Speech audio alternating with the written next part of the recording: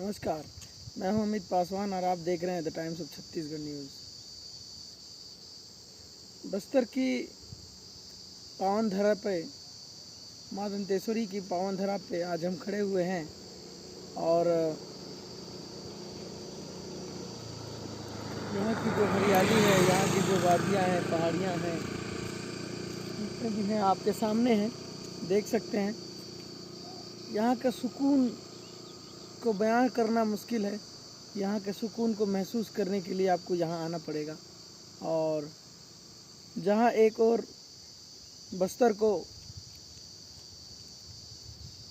पूरे देश में नक्सलियों का गढ़, आतंकवाद का गढ़, ये सब नाम दिया जाता है, वहीं इससे हटके मैं आपको बस्तर की बहुत ही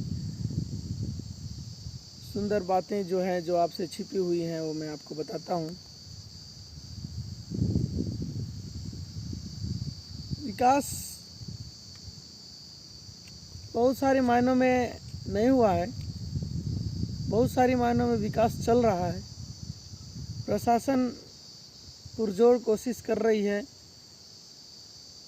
विकास करने की। कभी कभी बाधाएं भी आती हैं।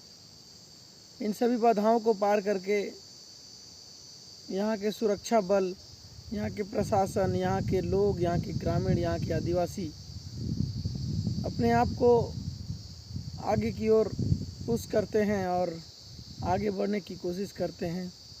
पर कहीं ना कहीं कुछ मायनों में आदिवासी होना उनके लिए एक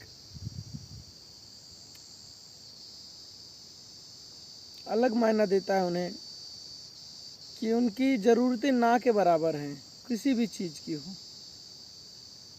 शहरों के ऐशो आराम हो गए या संसाधन हो गए, इन सब से उनका कोई लेना देना नहीं है। उनका सब चीज़, सब कुछ डिपेंड करता है इन जंगलों पे, इन पहाड़ियों पे, इन वादियों में।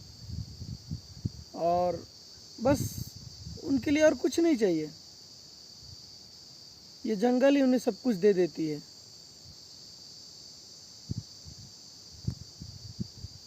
वहीं शहर के लोग जितनी ज़्यादा सुविधाएं उनको मिलती हैं, उतने ही और सुविधाएं वो चाहते हैं।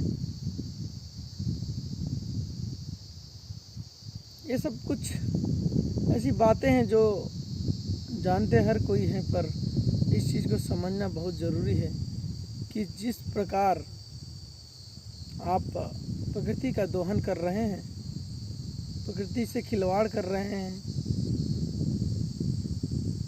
वो कहीं ना कहीं आप अपने भविष्य को अंधकार में ढकेल रहे हैं। सुख सुविधाएं होनी चाहिए, मैं उसका विरोध नहीं करता, मैं चाहता हूँ, पर सुविधाओं के लिए हो, ना कि प्रकृति के लिए अभिशाप बन जाए।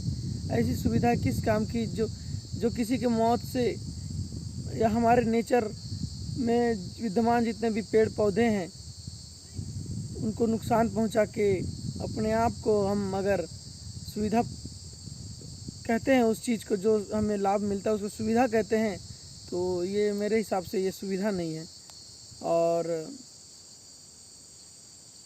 पेड़ पौधे से ही जीवन है, ये आप हमेशा से जानते हैं, बचपन से आपको पढ़ाया भी जाता है। और ये इसके बिना कुछ है ही नहीं। जहाँ पे हमारे जो ग्रामीण आदिवासी ग्रामीण हैं, जो शहर इस क्षेत्र से थोड़ा सा अभी हट के रहते हैं, वो भी इन सब चीज़ को बहुत ही बारीकी से समझते हैं। इस बारे में बहुत उनका मानना है। कुछ भी चीज़ होता है, यहाँ कि आपके आदिवासियों की एक बहुत ही सुंदर सी बात बताता हूँ।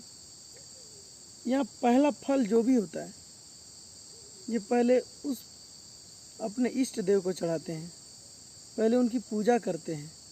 उनको समय से पहले नहीं तोड़ा जाता है, उनको समय आने पर ही तोड़ा जाता है। ये सोचिए कितनी बड़ी बात है।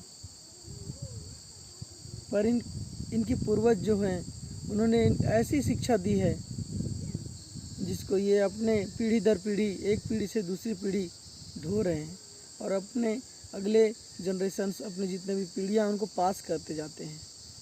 पर विकास के नाम पे लोग इसको भूल चुके हैं, भूलते जा रहे हैं। तो बहुत ही बड़ा ये सबक लेना चाहिए इन आदिवासियों से और इनसे सीखना चाहिए किस तरह से रहा जाता है। धन्यवाद।